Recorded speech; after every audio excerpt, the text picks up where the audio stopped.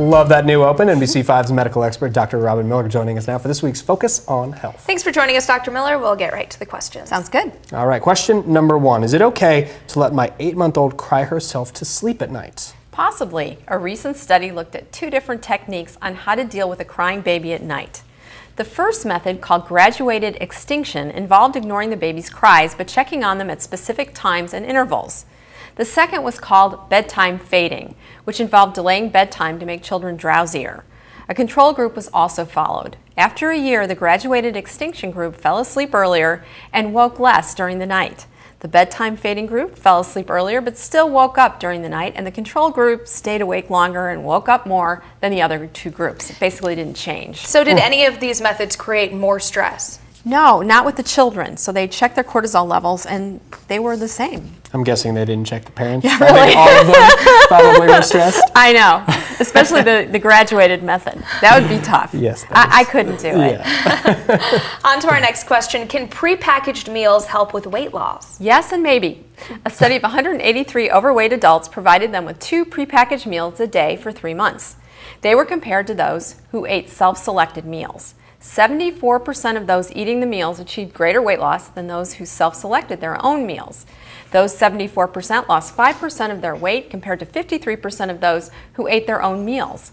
On average, the prepackaged food eaters lost 8% of their initial body weight compared to 6% of the self-selected meal group. I love the answer. Yes, and maybe. Yeah, exactly. All right, so is this something that might work for the general population? Yes, but long term, none of these things work. It doesn't teach people how to eat the habits, because they might go on vacation, they may travel or something like that. Exactly. It's difficult, yeah. And portion control, maybe it helps a little bit with that, but long term, we'll see how this group did. Okay. All right. Our final question: are wire brush cleaners for barbecues a health hazard? They certainly can be. If you clean your grill with a metal brush and the wires break off on the grill and end up in the food, they can cause a lot of damage to the throat, esophagus, and the gut. From 2002 to 2014, there were nearly 1,700 visits to the emergency room, most requiring surgery. So this summer, be careful. Check your food for loose bristles, check your grill, and be totally safe, and use a nylon brush instead of the wire one. Who would ever think to check their food of loose bristles? Do you think that estimate of nearly 1,700 injuries, do you think that's accurate? No, I think there are more, because they didn't look at urgent cares. So Wow, so even more. there's even more. Oh my, yeah, So we know check your food. Cassie's got to talk to her dad. I We've gotta already talk talked to my about that. dad. I knew about this a year or so ago. I saw some x-ray of somebody with a little wire bristle in their stomach. Right. So I haven't used Ouch. mine since.